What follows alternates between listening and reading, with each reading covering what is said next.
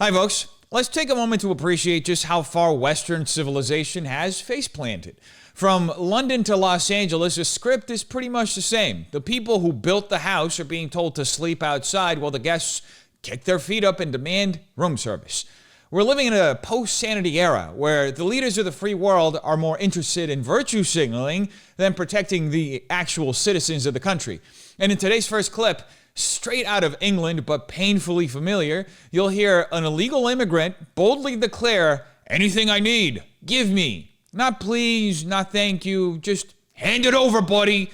This isn't just a one-off, by the way. It's a snapshot of the entitlement epidemic infecting Western governance, where weakness is repackaged as moral superiority, and the line between compassion and collapse has completely vanished. Why should English people pay for you to have a house? Maybe they give me house, they give me anything I can need, they give me. Just give it. Yeah. Why? Because people in England is perfect. Oh, so you think we're all rich people? Now let's be absolutely clear. The clip we just watched isn't just some viral moment of cringe entitlement. It's a symptom of a much deeper rot in Western society. A man in a country not his own declares without hesitation, "Give me anything I need. Give me." Not because he's contributed, not because he's earned it, but because he believes he's entitled to it by mere presence. And while this happened in England, it echoes the exact same cultural script playing out across America and the broader West. A collapsing consensus on borders, citizenship, and responsibility, replaced by a hollowed out ideology that confuses moral signaling with actual governance. Now, to be clear, this isn't just about immigration, it's about inversion. Up becomes down, lawbreakers become victims, citizens become oppressors, and worst of all, the institutions that are supposed to represent national interest, government, media, academia, are the ones encouraging this. The message is loud and clear. If you're a taxpayer, you owe. If you're a foreigner with no allegiance, no skills, and no respect for the law, you're somehow owed. That's not compassion, that's cultural self-erasure. Now ask yourself, how do we get here? This didn't happen overnight. It's the fruit of decades of postmodern indoctrination that taught entire generations to despise their own civilization, to see borders as violence, success as exploitation, and national identity as a form of bigotry. The left didn't just abandon patriotism, they replaced it with a religion of guilt. And in that religion, redistribution replaces merit, grievance replaces gratitude, and the sacred act of citizenship gets reduced to a bureaucratic formality, if that. You see, the left's greatest victory wasn't policy, it was narrative. They redefined basic truths. They convinced a critical mass of people that enforcement is cruelty, that laws are racist, and that you can build a functioning society on infinite debt and emotional blackmail. And this rhetoric isn't just misleading, it's a lie. One that turns any resistance to dysfunction into xenophobia and any desire for accountability into hate. But here's a catch. This ideology is running out of gas, and fast. As the gap widens between elite delusion and working class reality, more people are waking up. They see the absurdity, they feel the consequences, and they're starting to ask the question our leaders refuse to. Who is all this really for? Because nations that exist to serve anyone but their citizens aren't nations at all. They're just a doormat. And in 2025, with Trump back in office and populism resurging across the West, that doormat is starting to get flipped.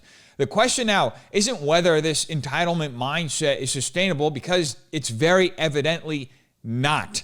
The question is how much more cultural damage will allow before common sense becomes revolutionary again. We need to return to the unspoken societal agreements that once held Western civilization together. Agreements rooted in Christian morality, not cultural relativism and emotional theatrics. These weren't just abstract values. They were the foundations of trust, responsibility, sacrifice, and order.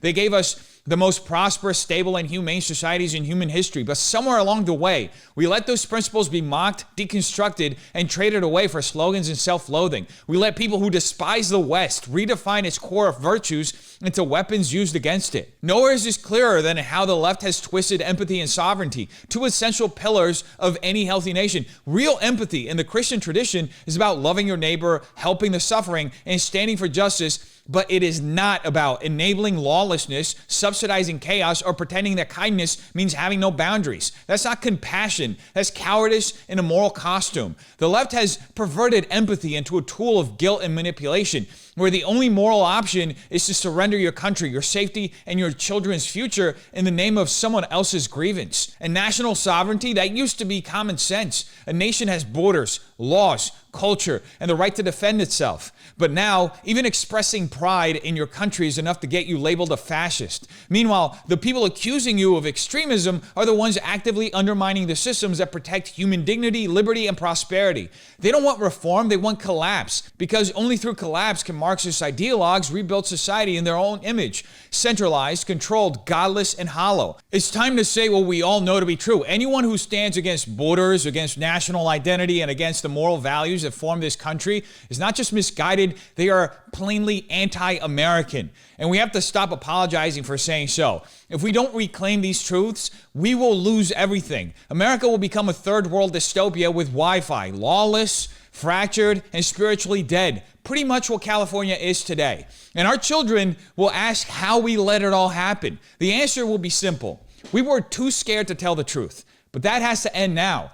Because this is exactly how great civilizations fall. Just ask ancient Rome. The Roman Empire didn't vanish overnight, and it wasn't conquered in its prime. It collapsed in stages, beginning with a slow erosion of its values. Rome abandoned its founding principles, diluted its national identity, and hollowed out the very institutions that once held it together. Civic virtue gave way to entitlement, strength to decadence, and unity to fragmentation. The result was a weakened, confused empire, no longer feared, no longer respected. That vulnerability is what opened the door for the Visigoths and the Vandals to deliver the final blow. And later, Islamic caliphates swept through the remains of what used to be Roman territory. Rome didn't fall because it was invaded. It was invaded because it fell. The same fate awaits us if we don't course correct. National identity and principle of strength aren't optional. They're the only thing standing between civilization and collapse. And there's no greater example of the moral rot permeating in our culture than the left's obsession with sexualizing children. Father of a third grader at Las Estrellas Elementary. Miss Director, I had emailed you. I had emailed the principal, the assistant principal, and the school social worker. My son, 2 weeks ago, was exposed to a group of, let's say, gay men having sex on the iPad. And how my son came about it was he forgot his laptop at home, and your teacher lent my son his personal iPad. Well, when my son was doing a project with some of the other kids in the classroom, all of a sudden they closed out a tab. There was a bunch of naked men sitting right there in front of my son. And then all the other kids that had seen this, they were shocked. But what's crazy is that I haven't heard nothing since. I didn't get a response from our superintendent. I had a meeting with your guys' assistant superintendent, your guys' assistant principal, but nobody had the decency to make my son important enough to show up to that meeting in the morning to tell me why he was able to be exposed to this type of material. Now, I've heard about the situation that happened at your guys' high school, at North High School, with the teacher that was involved with sexually explicit material as well. To me, I don't care what team you bat for, but you guys gotta quit putting all this stuff in front of these kids, all this sexual material, regardless if it's a flag or if it's them actually seeing the content on an electronic device that is in school. Now, I came to you guys last time arguing about security factors with the students about how they were roaming around. Now, dude, you guys literally I was told that you guys weren't gonna inform the other parents in this classroom. Like, you guys will tell us if a student gets lice, if a student gets COVID, if he gets the flu, but you guys will not tell all the parents in the classroom that their kids were exposed to sexual explicit material. And I think that's weird. It's weird. Because how can you send out a text message about all these other things, but you can't tell parents that their kids were exposed to this? Now, my son, one of 6 kids. Please finish your comment. My son, one of 6 kids, was the only one to speak up about this and the only one to make it known. So now I ask y'all, what are y'all planning to do about this? How are y'all gonna protect these children and hide this material from them? Because it's everywhere in this world right now, especially here. You guys gotta protect these kids. And if y'all, as parents, students, and everything— Thank you for your time, sir. If you guys wanna see a difference, Please finish. start looking at their paychecks. Y'all want change? Look at their paychecks. That's how you guys— Thank you for your comment. What we just saw is a father doing what far too many institutions in America have failed to do. Stand up for kids. Not for ideology, not for headlines, but for basic safety, dignity, and the innocence of his child. His third grader was exposed to graphic sexual content on an iPad lent by a teacher. And the school's response? Silence, shrug, deflection. They responded to a child being shown pornography in class next to other children with the same urgency they'd give to a missing paperclip. That's not just a fluke. It's the predictable result of a culture that has completely blurred the line between education and indoctrination, and seemingly redefined what it means to be a sex offender. Because, let's be honest, what that teacher did is a sex crime. 20 years ago, he'd be a sex offender. Today, though, he's just a quirky gay guy who accidentally gave his students a laptop loaded with gay porn so they could use it in class. Yeah. Now, let's be very clear. This didn't start with one bad teacher. This is what happens when a system no longer believes children need protection from adult themes, but instead believes children need exposure to them. The left has spent the past decade redefining education to include identity politics, sexual ideology, and flag-waving activism while stripping away academic excellence, discipline, and parental authority. And now, the rot is so deep, a third grader can stumble on explicit content in a classroom and the school treats it like a non-issue. They'd send a letter home if a kid caught a cold, but not a word when kids are exposed to hardcore content. That's not just negligence, that's an ideological choice the school is making to protect this sex offender at the cost of these children's innocence. Because let's be honest, those kids can't consent to being shown that kind of content, and their parents were clearly not informed that they were shown. So where is the school's responsibility in all of this? You see, this moment reveals just how far we've drifted from any shared moral foundation. Christian moral teaching once held that children are to be protected, not politicized. That empathy meant guarding innocence, not shattering it in the name of representation. But the new definition of empathy, pushed by the progressive left, is permission for perversion wrapped in a language of inclusivity. And if you object, you're labeled a bigot, a problem, someone on the wrong side of history. This isn't compassion. It's straight up coercion. It's weaponized ideology using children as a battlefield. And let's talk about accountability. Public schools are taxpayer funded. Yet when parents ask questions, they're treated like intruders in their own children's lives. This father asked a perfectly reasonable question. Why wasn't every parent notified? The answer is obvious. They know this looks bad. They know this exposes the true cost of their agenda. So they hide it. They gaslight. They let it quietly slide until someone like this dad has the courage to show up, speak out, and risk being dismissed or demonized by the left online. This isn't just about one school. It's about a system that has been captured by activists, bureaucrats, and cowards. It's about a moral revolution that's turned truth into hate speech and turned our schools into ideological playgrounds. If we don't draw a hard line here on what children are exposed to, on who has authority over their development, and on what kind of society we want to live in, we will lose more than just test scores and parental trust. We will lose an entire generation. So no, this isn't just about gay or straight. It's about right and wrong. It's about boundaries and protection. And anyone who can't understand that has no business shaping the minds of children. The left tells us this is progress. But if progress means silencing parents, exposing children, and denying accountability, then maybe it's time we go back to basics, back to the truth, back to protecting the ones who can't protect themselves. Because if we don't, no one else will. And shifting gears to something moderately related, Pete Buttigieg, who's known for going on long rides with his husband straddling him from the back, recently did a town hall and said this. We have an element of due process. And what we're seeing with Garcia and other individuals being denied that due process. Can you please tell the audience here and kind of give them the tools that they need in order to have a conversation to say, this is why due process is so important. Yeah. I guess the way I would think about it is that our most important rights and freedoms are safe if and only if they apply across the board. So just like freedom of speech isn't freedom of speech if it's only for speech we agree with, right? It's why, because Voltaire said, I detest what you have to say, but I will defend to the death your right to say it, right? It is precisely with disagreeable speech that we prove that we really mean it when we say freedom of speech. Same thing with the rule of law. You know, they're saying like, oh, well, this guy, you know, he's a criminal. He is. The whole point is that no one person, least of all, no one politician, gets to decide that you're a criminal. Who decides?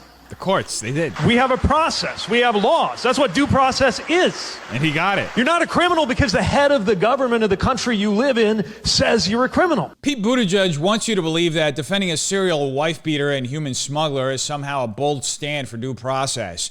But what he's really doing is what the left has perfected, hiding moral cowardice behind high-minded language. Let's not kid ourselves. This isn't about civil liberties. It's about laundering criminal behavior through the language of rights. When Buttigieg invokes Voltaire to defend a man like Kilmar Abrego Garcia, what he's really saying is that the rights of abusers and traffickers should take priority over the safety of citizens, the rule of law, and the moral fabric of our society. So let's talk about this so-called process that Democrats keep pointing to. Garcia wasn't just caught in a paperwork mix. That's what they want you to believe. He was actually exposed as a serial domestic abuser and a human smuggler, a man who used our open border policies to not only break the law, but to destroy lives. Yet somehow he's been transformed into a victim of American injustice by the left. Why? Because for the modern left, the narrative always takes precedence over the actual facts. The goal isn't justice, it's ideological loyalty. The moment someone can be used as a symbol of resistance to Trump's immigration policy, everything else gets scrubbed out.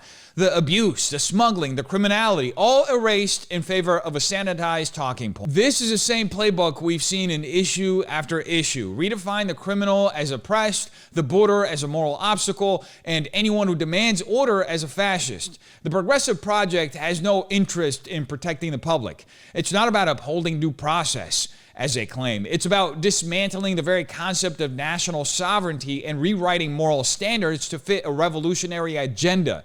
The point isn't whether Garcia got a fair hearing or not.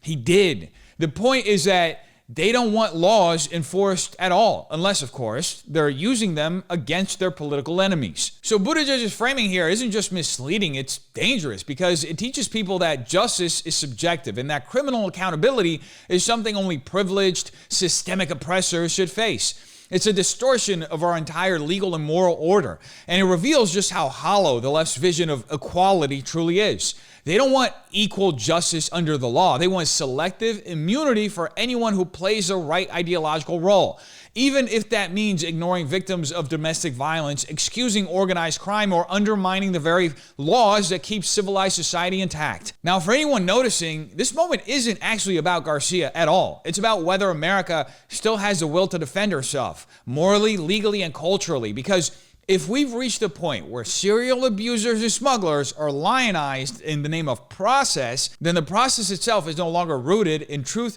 or justice. It's just pure theater, a weapon, a lie. And the longer we tolerate it, the more we signal that citizenship, safety, and sovereignty are just words to be discarded when they get in the way of progressive ambition. So ask yourself, when did we become a nation more concerned with protecting criminals than protecting our own people? When did the language of justice get hijacked to excuse the inexcusable? And how much longer are we willing to pretend that moral clarity is extremism while moral confusion gets applauded as virtue? These aren't abstract questions. They're the fault lines beneath our society, and they're widening every single day. If truth can be twisted, if law can be selectively applied, if empathy becomes a weapon instead of a guidepost, what's left to hold us together? You don't need a law degree or a political platform to see exactly what's happening. You just need the courage to call it for what it is. Because the moment we stop defending what's right out of fear of being called wrong or a fascist or a Nazi, we lose not just the debate, we lose our whole country. You tell me what you think in the comments down below. Have a terrific day. Peace.